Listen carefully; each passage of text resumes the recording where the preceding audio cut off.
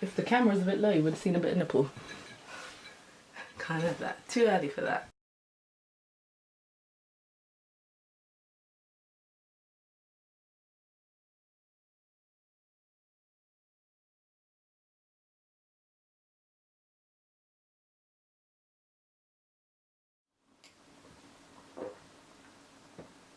Oh my god, all the rum is at the bottom. I might not do another review while tipsy because I'm looking at my notes. Some of them are a bit blurry. Hey, I have another series that I'm adding to my channel, which I'm going to call Tipsy. Basically, it's going to be videos in which I do different things while under the influence of alcohol. Now, I'm not trying to be like, alcohol's good, everyone should drink.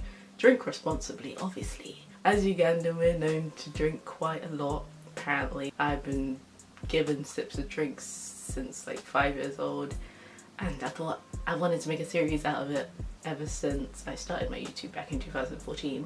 I just haven't done it until now. Every video that I do, either by myself or with other people, I will feature a different drink, be that fancy cocktails or just like a rum and coke. Today's video is about Black Panther. And now, a special look at Marvel Studios' Black Panther. My king. Stop it. Stop it. Who are you taking with you to Korea? Okoye. And Nakia as well. You sure it's a good idea to take your ex on a mission? Yes. We'll be fine. Don't freeze. I never freeze. Tell me who's gonna save me from myself when this life is all I know. You get to decide. You need a hero, look in the mirror, there go your hero. What kind of king you are going to be. Because I have a lot I want to say, I'm going to kind of split it into 10 main points so that this video could go on for like an hour because of how much I have to say about the film. Today on Tipsy with Zoe. Should I call it that? I just call it Tipsy. I have this. Ta-da. This is gonna be called, I was gonna call it T'Challa, but I'm gonna call it Heart-Shaped Herb Cocktail. So this drink was easy to make. It's basically just rum and KA, black grape, which I'll show a little video of. I just mix them together. I do have like weird cocktail equipment, but I couldn't bother to use it, so I made this very simple, and it's like way more purple than I thought it would be. I'm very purple today. I believe in the film the heart-shaped herb drink that gives T'Challa his powers or takes them away. I put too much rum though. I can smell it. It's like, what time is it? It's 2:30. This is the earliest I've drank ever since being on holiday. Cheers!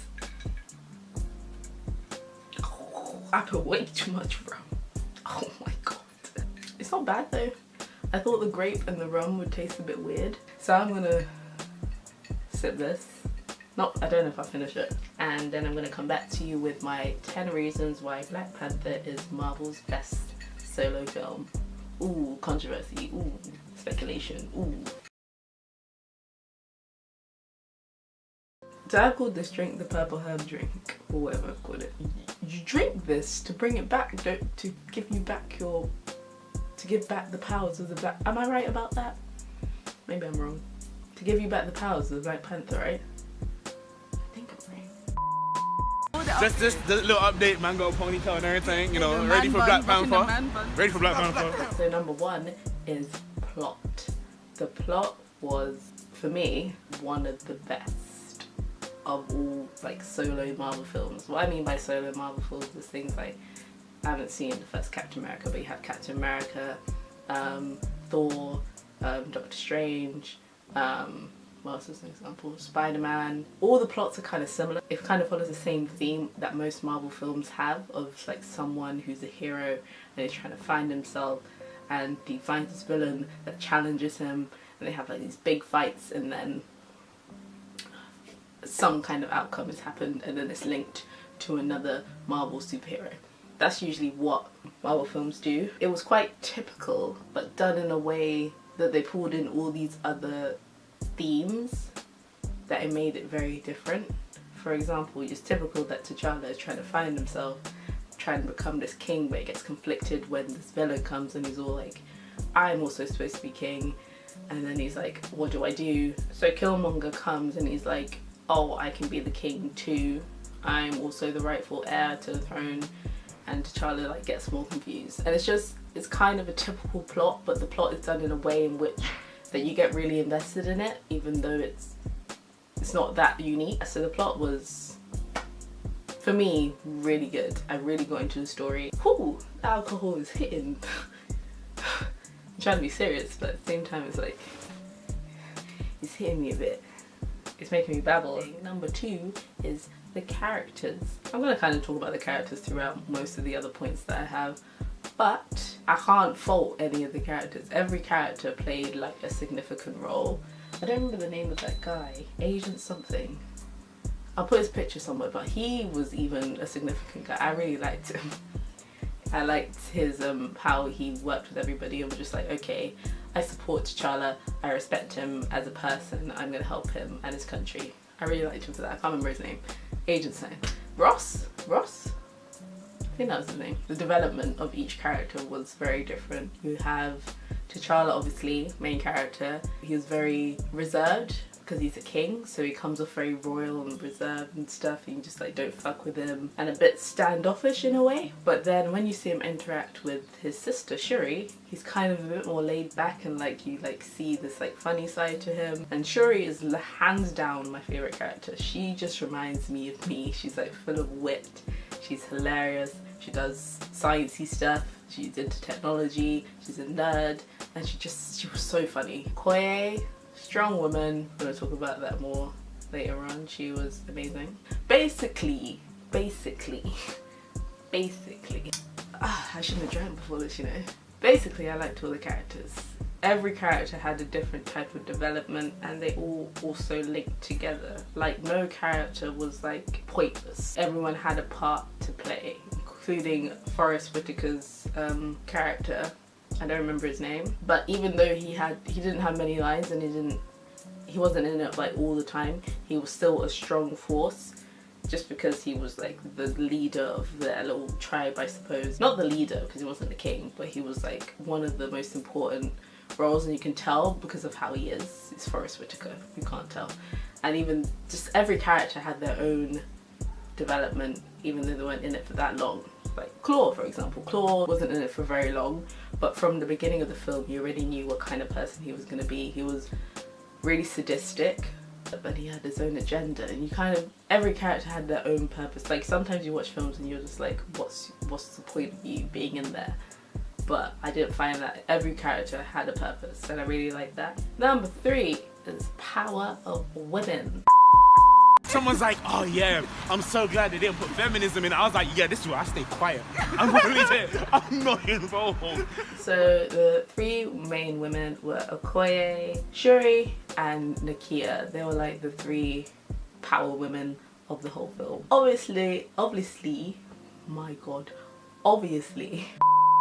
So starting with Okoye, she was like a badass. She had a whole spear thing going on, and her shaved head, and she's just what you want to be as a woman, basically. And she was really strong and powerful. I feel like she was one of the strongest characters in the whole film. Her scenes alone with her spear were just amazing. Then Cherie, obviously hilarious, so funny, smart, fellow STEM representative. STEM means science, technology, engineering and maths, if you don't know. She made all the suits for T'Challa, and that's amazing. She's so young and she was able to make these amazing suits that absorb energy, and you're able to use it, and that's just like, I was like, I want to be her. Basically, she's just like my role model now.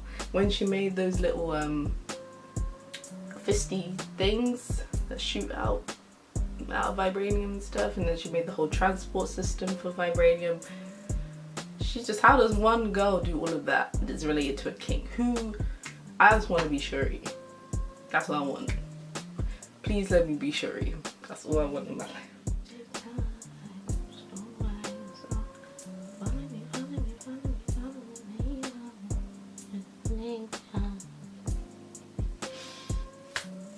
Ow. Finally, Nakia, she is a spy. So Wakanda is very isolated, but she's like the person that goes internationally and works to defend those that can't. Her relationship with T'Challa, even though she was like in denial, like, come on, who wouldn't like a king who has like a suit that absorbs and like explodes shit, and can do flips and scratch people? Who wouldn't want him? Like, come on. Yeah, their relationship was really cute. She's always been very supportive of him, even though she's been very reclused. Not only is Nakia like really strong, and she's like, she kind of shares what Killmonger's ideals are. I'm going to talk about more later on. She doesn't want Wakanda to be so isolated like T'Challa does. He's very strict on like protecting his country, and it's very like, this is my country, I do this for my country, I'll protect everyone in my country and not care about the rest of the world. But Nakia kind of wants to go out there and help other people around the world who are suffering, because obviously Wakanda has the resources in order to help save people, but T'Challa doesn't want. It's not that he doesn't want to, but he doesn't realize that till the end of the film, that he wants to also help other people that are unfortunate in a way, because that's what a king's supposed to do.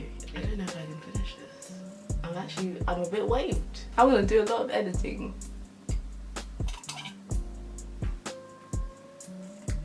Purple drink.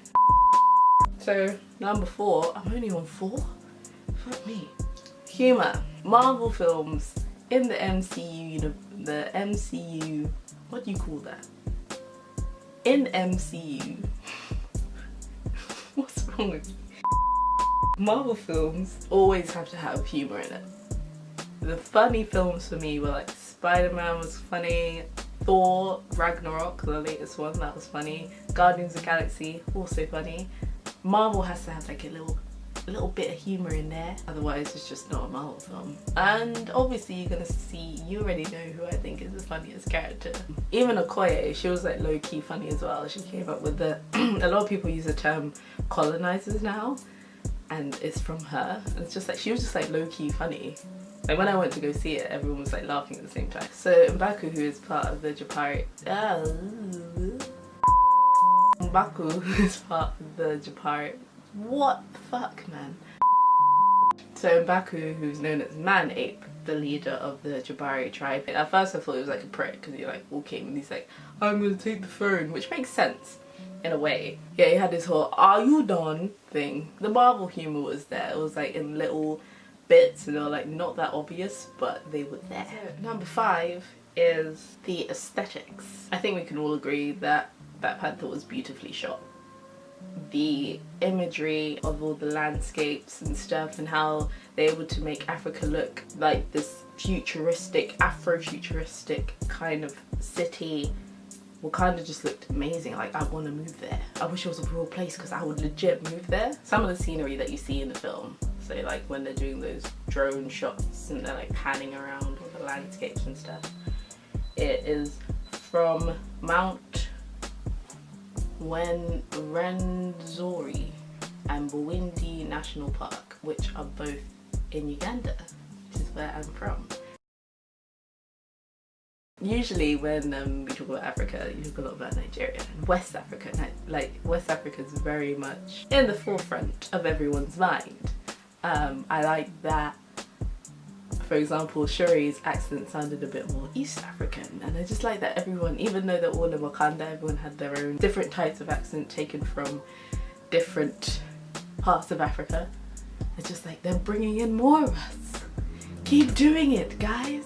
People don't really know about Ugandans and what they're doing, so we're trying to make it, you know. How they shot the film was just like beautiful. So even if you're not into Marvel, or you're not into superhero films, or you're not into Black Panther, you can appreciate, if you're a film buff that is, you can appreciate how well the director was able to capture what it looked like. Number 6 is race.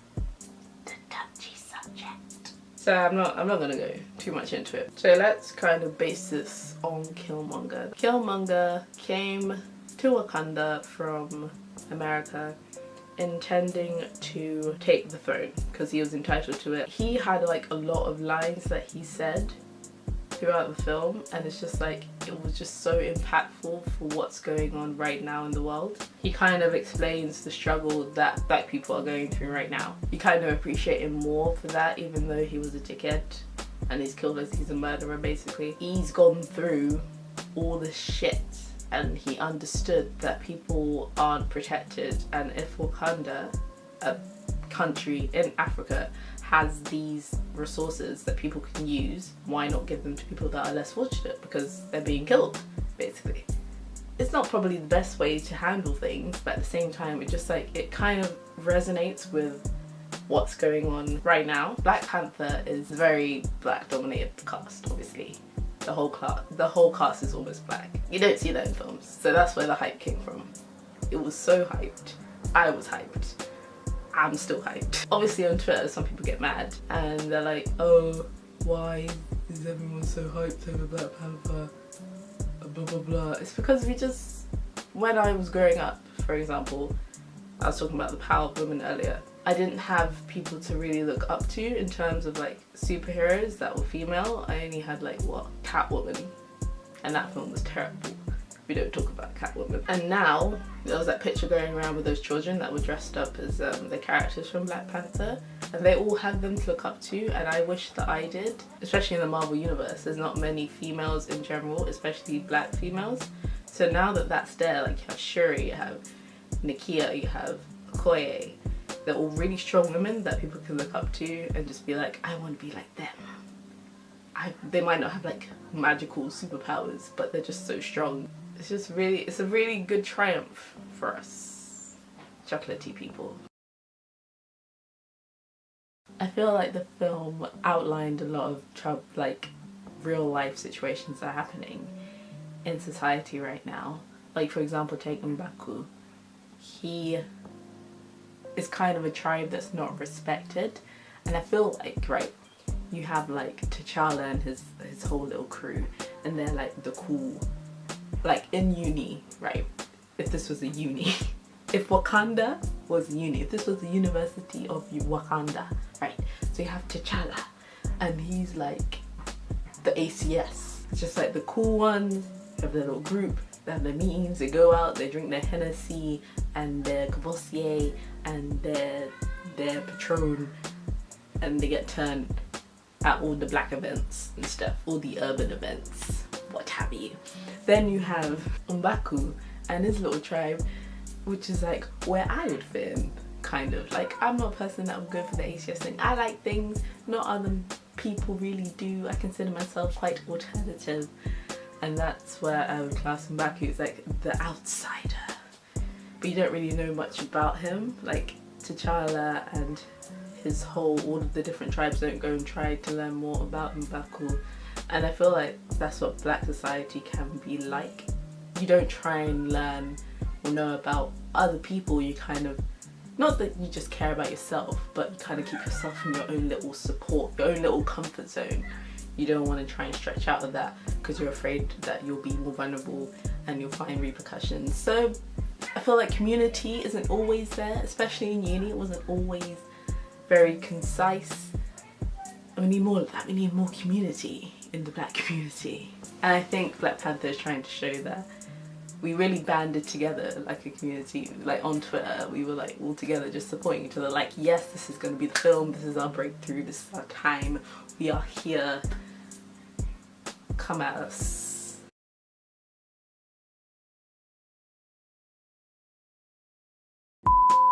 I'm not a spy. I can just come and go where she pleases. Number 7 is villains. There were two kind of main villains of this film, and that's Claw and Killmonger. Claw, you thought that he was gonna last the whole film, and then he just died. He got shot. He like had a pussy death. I don't know what that was. I kind of liked his character. He was like kind of funny as well, but like creepy and sadistic. I liked him. I liked him. I liked his accent. In terms of villains, he wasn't like a villain. He wasn't like a very, someone that you remember. He wasn't obviously the main villain, but yeah. So Killmonger, he was a dick. He killed innocent people, and he has his weird little marks on his body, which I kind of felt kind of hot, not gonna lie. He had no mercy and no shame in killing people. That I understand. But at the same time, he's one of my favourite villains next to like the Joker. He went to Wakanda and by his own rights. He was entitled to the throne just as much as T'Challa was. And he went there. He didn't do it in the most elegant way, but he challenged him, which is allowed. You're allowed to challenge a king and be like, I want to be on the throne. If you're entitled to it, why the fuck not? So he was in his own rights. He won. Of course he tried to kill T'Challa. We all thought T'Challa's dead, but we all knew he wasn't dead because there's gonna be Infinity War, so he can't be dead. I feel my power being stripped away, man. And we're back. He lost his father, he grew up in a bad place, and he went through a lot of shit, which a lot of villains do. He wanted to send weapons that were made of vibranium to people in America that were struggling, and sending out there and be like, go forth and be powerful like we are here in Wakanda. But in a way, because of his choices, it started to change what T'Challa's thinking was. He started to get very conflicted about what he wanted Wakanda to be, whether he wanted to still be isolated or to try and help people that needed it. Killmonger, even though he ended up dying, he impacted the way Wakanda is changing now in order for them to help other people. Then if they help them, they'll get helped as well, which is fabulous. But you know, he didn't have to die for that. But yeah, that's what made him a really good villain for me, even though he went about things in a very weird, like fucked up way. Number 8, big 8, almost there guys, is the fight scenes.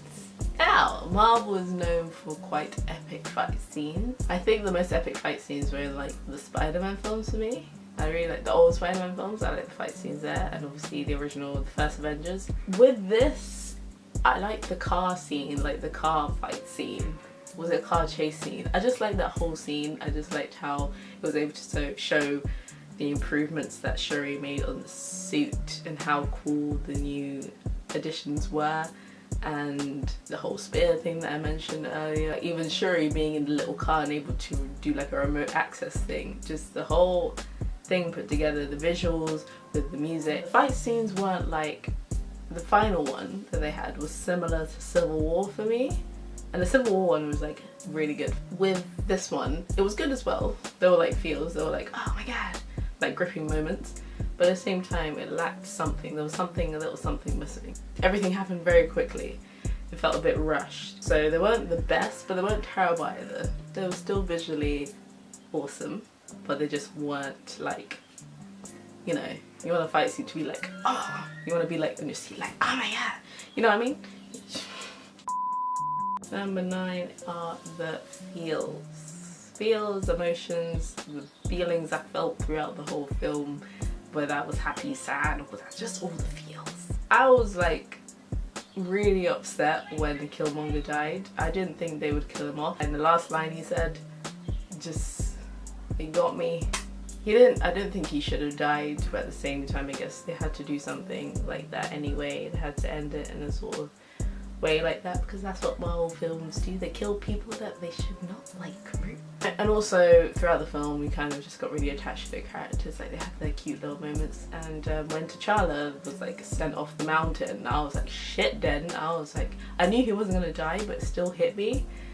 And it's just, there was just feels everywhere.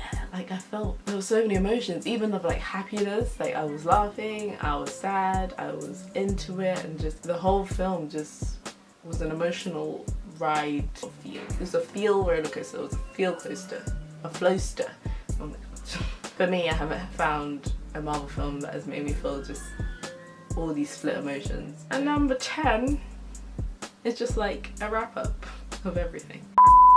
What did you think of Black Panther? Oh god. What I think of Black Panther? Yeah. So if I had to give it out of 10. Give it a word. Yeah, give it 10, a rating, and then do one word. If I had to give it out of 10, like 20. 20? Amazing. Nah, it was fully dope. It was just seeing everything that they touched up on, I'd say. Touching about politics, touching about slavery, yeah, that was a big thing. I heard someone in the back talking about slavery, I was like, yeah, this is the type of movie. Of all the Marvel films that have come out, this is definitely top 5. Top 5. Shit, then? You said top 5. I don't remember. Probably top 3. Top There you 3! go. Top See, I didn't want to push it there, but he's on the something. What did you think, Kenny? was alright, man. It was alright. Okay. Maybe Lion King vibes, innit? That's it. Lion King vibes. Okay. Overall, I would say 8.5. The only thing that I could say that, not that I didn't like, but I felt like it could have been better. The fight, like there was something about the end fight scene between Killmonger and T'Challa when they were in their suits. It was decent, but the fight scene to me wasn't live. The only negative that I would give the film, it went a bit too fast. It could have been split into two. They could have built a bit more on Killmonger, just not have him die straight away. Have it more of his story, even though you kind of grasp most of it. You could just a bit more, just give me a bit more about T'Challa, a bit more about everyone. I just wanted to know more. The film was very, very hyped. Overhyped, if anything. Like, yes, I was part of the hype, but it was a lot at some times. Some people were like a bit too much. You just saw it everywhere, which I'm very happy for, but at the same time, it was a bit much. I rate the film a big 9.5 out of 10. It had everything that I wanted in a film, and I can't really fault it that much. I fell in love with all the characters, I fell in love with the plot, I fell in love with the scenery, the aesthetics, the humor, the technology, the use of vibranium. I'm so into that, and it's just like, it just really lived up to the hype for me. Even though I just said it was overhyped, it lived up to it, regardless of it being overhyped. So that's kind of my, kind of quick. I'm sure I missed out a lot of things that you wish that I said, and I apologise. I hope you like the little snippets that I added of other people's opinions. I wanted to get more, but it's just taken too long for me to do that, so I just worked with what I had, and I hope that you enjoyed this video. I hope that you'll see more of this weird little series I'm doing. If you did like it, feel free to leave me a thumbs up and subscribe. Somewhere the oval Zoe will appear just here. And I shall see you soon in my next video, whatever that may be, soon, I promise. And not another tipsy one probably, this is the only tipsy one for a while. I'm gonna go eat food, okay. People are still walking out of Marvel films. When the film ends, the film has never ended. There's still gonna be a cutscene or two. So you people that still walk out, nah, you don't deserve to even watch a Marvel film in the first place. How can you not know this by now? How many films are out? Come on now. Come on now. It's inexcusable. Red card. That's all I have to say. You walk out on a Marvel film, ridiculous. Simple as.